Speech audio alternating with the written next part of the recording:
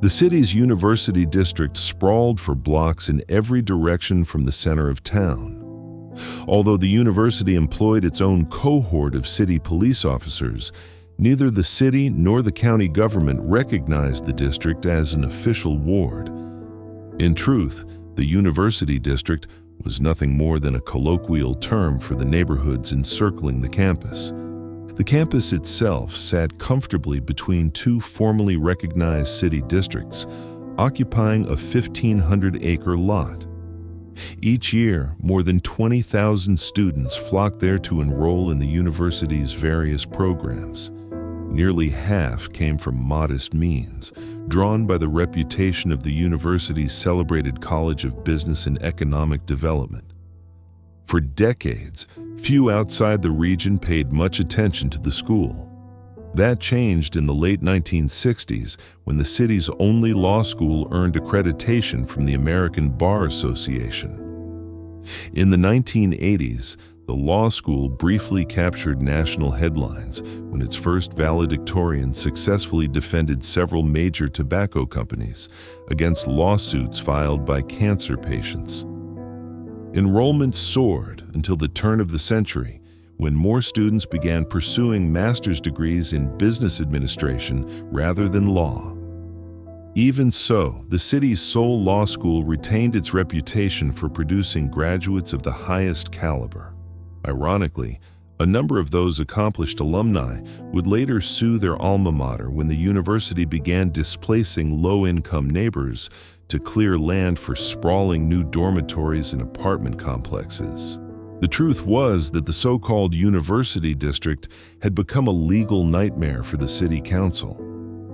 Over the last decade, housing costs skyrocketed, forcing many longtime renters to leave. Locals felt the city's cultural heart eroding, replaced by cookie-cutter boutiques and overpriced minimalist apartments built for out-of-state students rather than the community that once gave the area its character. Entire blocks of old brick buildings, full of history and charm, were demolished to make way for drywall high-rises. Those who managed to keep their homes often found themselves crushed under sharply higher property taxes. Adding to the tension was a sudden jarring disparity in income levels from one street to the next. Criminal elements from the surrounding neighborhoods occasionally drifted onto campus, prompting a spike in thefts and robberies. In response, the city was forced to assign additional officers to patrol not only the campus itself, but the district as a whole. Yet a few streets, judged to be just beyond a comfortable walking distance, escaped the frenzy of developers looking to cash in. Chief among these was Chimney Hill, a narrow corridor only 3 blocks from the edge of campus. Though close enough to be convenient, it held the legal protection of a designated historic neighborhood, effectively shielding it from new construction projects. The investment craze of the previous decade created a curious situation. The residents of Chimney Hill watched their property values triple, yet none were willing to sell, convinced the land would only become more valuable with time. In the past decade, only one estate in Chimney Hill had changed hands, the old Easton House. It was now the official home of the Adherents of the Divine Winds. The organization purchased the property 10 years ago and immediately began extensive renovations. Stone walls were installed on all sides except the front, where a broad walkway led directly to the sidewalk. Lush gardens lined both walls, framing a superbly crafted stone mini-library stocked primarily with literature on the adherents' practices. Brochures and free books were always available. The grounds were meticulously maintained. The grass was perfectly trimmed, and the exterior was regularly washed. Though the adherents owned several vehicles, none were ever parked in the driveway. Instead, they were kept in a separate garage built for that purpose. For all its charm, the compound could house only 6 residents. An old city ordinance, originally intended to limit prostitution, further restricted the number of unmarried women who could live there to 4. At present, this posed no issue. All current tenants were male and members of the clergy. Among them was Cardinal Nguyen, as well as Gerald Haidt. Alfonso Silva had once lived at the compound, but he was reassigned to make room for a visiting member of the junior clergy. It was standard practice to keep at least one bedroom unoccupied at all times. In fact, the adherents often encouraged junior clergy to live outside the compound, provided they maintained the group's strict minimalist lifestyle and abided by its rigid code of conduct. The greatest obstacle, more often than not, was the cost of housing. A stipend program had been introduced after the 2008 financial crisis, but even then prices were high. Alfonso, however, managed to live cheaply, renting from his own parents. His home was about 4.5 miles from the compound, close enough that if necessary, he could make the walk in roughly 2 hours, though he still kept his own car for convenience. On this day, it took Gerald Haidt nearly 3 hours to make his way back to the compound. By the time he reached Chimney Hill, he was utterly spent, his lower back throbbing with a deep, unrelenting pain. His hips and feet ached as well. They hadn't been pushed this hard since his teenage years. He shuffled along with the tops of his hands braced against the small of his back, the posture of a man clearly in agony. As he moved slowly down the street, he prayed no one would stop him for a chat. One neighbor in particular, a zealous member of the Jehovah's Witnesses, often tried to bait passers-by from the adherents into heated theological debates. The man had even accused the adherents of being a dangerous cult and called for them to be investigated by authorities. On several occasions, he recorded these encounters on his phone, later posting them online in heavily edited clips. Cardinal Nguyen himself had endured repeated harassment during his evening walks and had nearly been assaulted by the man's supporters a year earlier. But today, fortune favored Haidt. The man was nowhere in sight. When Haidt finally neared the compound, he noticed the front yard was empty. Normally, one might see new recruits or clergy candidates tending to the gardens along the brick walls. The gate leading to the rear of the compound was closed, hardly unusual, but disappointing nonetheless. If it had been open, there might have been someone nearby to help him up the stairs. By the time his feet touched the brick walkway, they had gone completely numb. He shuffled forward with slow, exaggerated sweeps of his arms, as if wading through an invisible tide, though the motion offered no relief. Then, a sudden spike of pain shot from his lower back down through both legs. Haidt froze mid-step, let out a strangled cry, and pressed both hands hard into his back, gasping as the pain radiated through him. He stood there for a long moment, less than 20 feet from the compound's front door, paralyzed by the intensity of his pain. The clergy had always taught the adherents to contemplate pain, to study it, rather than flee from it. Staring at the closed door, Haidt began to summon those teachings, lessons he himself had once passed on to others. Whether pain was physical, mental, or spiritual, they were taught to confront it directly, to feel it, to search for its cause, and to consider how to heal and prevent it in the future. Until now, he had only applied those methods to grief and doubt, never to anything that burned through muscle and bone. This would be his first true test, a moment to prove whether he genuinely believed the words he had preached. His mind scattered at first, racing in a dozen directions before he forced it to center. The pain still pulsed through him, but he began a quiet self-appraisal. He noticed he was clenching his teeth, his fingers digging hard into the small of his back. He drew a deep breath and softened his jaw. The pain lingered. He cleared his throat and slowly, deliberately removed his hands. The ache remained, but now it felt less like a blade and more like a slow burn, a swelling heat in his spine. Fixing his eyes on the door, Haidt took a tentative step, and then another. Within seconds, he crossed the remaining distance and stood before the entrance. The front door of the compound was never locked between 5 a.m. and 10 p.m. Haidt reached out with his right hand, fingers trembling slightly, and turned the handle. The latch gave way with ease, and he pushed the door open. A rush of climate-controlled air swept over him, cool and perfectly balanced, striking his face like a fragrant balm. For a fleeting instant, the pain vanished, replaced by a wave of relief. He stepped inside, comforted by the thought that he had finally made it home. The compound's entryway was a narrow, half-sized hall with wide openings on either side. To the left lay the living room, to the right, the dining room. Both spaces were fully visible from the threshold, yet both sat empty. An odd stillness lingering where there was usually movement or low conversation. The silence felt deeper than usual, almost hollow, but Haidt was in no condition to care. Pain gnawed at him again, and all he wanted was to reach the stairs and collapse into bed. The staircase rose directly ahead, at the far end of the hall, beckoning him forward. Before moving on, he turned back to the door and pushed it firmly until he heard the click of the latch.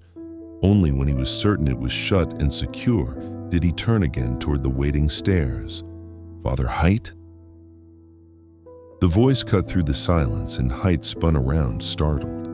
Descending the staircase was none other than Cardinal Nguyen, his superior and the caretaker of the compound.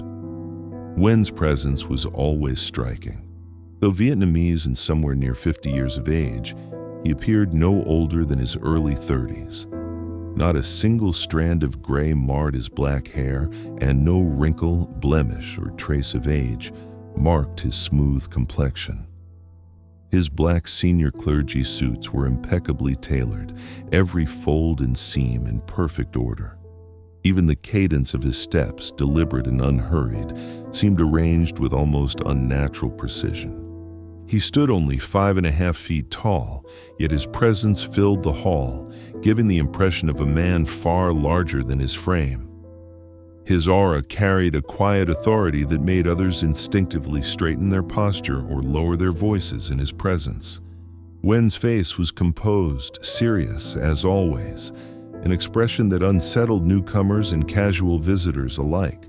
Some had even voiced their discomfort outright, unnerved by his unblinking calm. Haidt, however, had long since dismissed such comments as the idle chatter of aimless minds. "Yes?" Haidt managed, his voice tight as he watched Cardinal Nguyen descend another step. "How did everything go?" "Fine," Haidt blurted, trying to sound reassuring despite the strain in his tone. "Fine," Nguyen echoed softly, still moving toward him with that measured, flawless gait. Each step seemed to erase the distance between them with unsettling precision.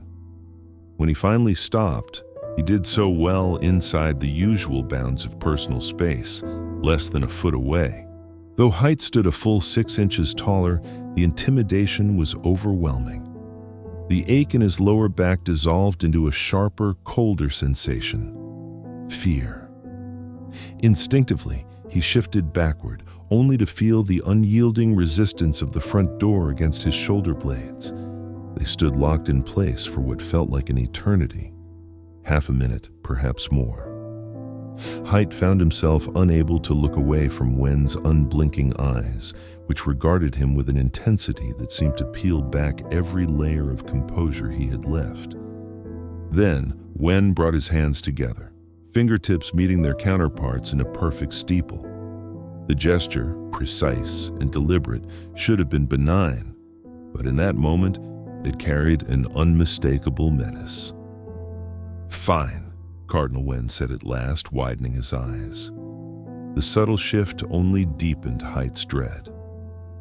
Another silence fell. Haidt hardly dared to breathe, terrified even the sound of his own lungs might provoke something worse. His heart hammered in his chest. He could feel control slipping through his fingers. "Interesting," Nguyen went on, his tone suddenly cool, "that you brought nothing back with you, Father Haidt." Haidt stammered. "Well, you see?" "See what?"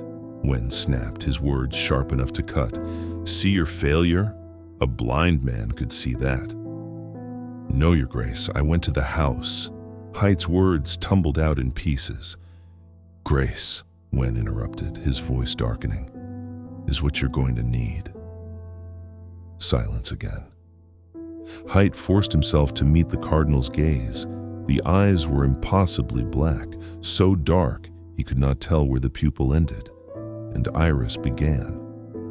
They were flawless, and Haidt found himself drawn into them, trapped by their perfection. Only when Nguyen's gaze sharpened, like a blade glinting in sudden light, did Haidt's focus break. The Cardinal spoke again, each word deliberate. "Father Haidt," he said, "I was upstairs when you came into view." "You were?" "I was," Cardinal Nguyen replied evenly. "And I noticed that you walked to the front door." "Yes, well, walked," Nguyen cut in, his voice slicing through Haidt's words. "Something wrong with the car?" "Something? Wrong with the car?" Haidt echoed, his thoughts scrambled. He was so rattled he didn't grasp the trap closing around him. "Yes," Nguyen said, his eyes narrowing. "Something wrong with the car? Why else would you be walking?" "Oh," Haidt blurted, striking his forehead with the heel of his hand. "That's right. I'm so sorry, Your Grace. Where is the vehicle located?" "It's..." Haidt's mind spun, grasping for something, anything, but no lie would form. The words came out weak, hollow, the words of a man who had already surrendered. "Still at Father Silva's house."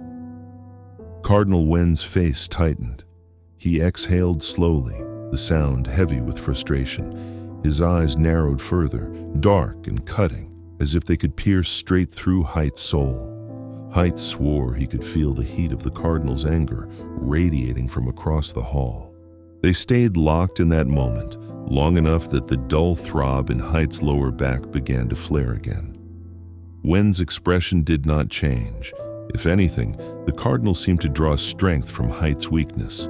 Despite the perfectly chilled air of the compound, a single bead of sweat rolled down Haidt's temple. His body quivered, the pain creeping deeper into his muscles. "Fine," Cardinal Nguyen said at last, his voice clipped as he clasped his hands behind his back.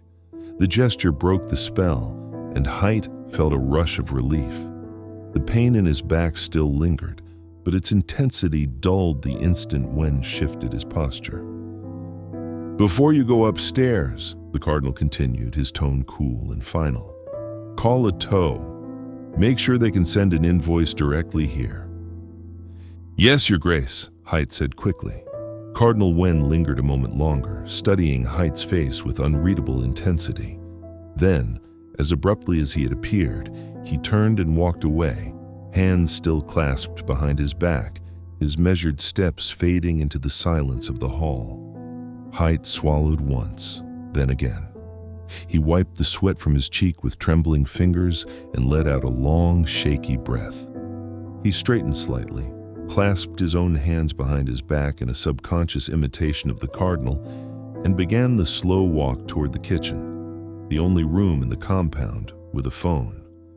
Passing through the vacant dining room, he couldn't shake the thought that the car keys were likely still lying somewhere along the sidewalk, or perhaps hidden in the grass beside the abandoned sedan. In the kitchen, he lifted the cordless phone from its cradle, the faint hum of the line filling his ear as he dialed automated information. A few minutes later, after mechanical prompts and hold music, he was finally connected to the towing company.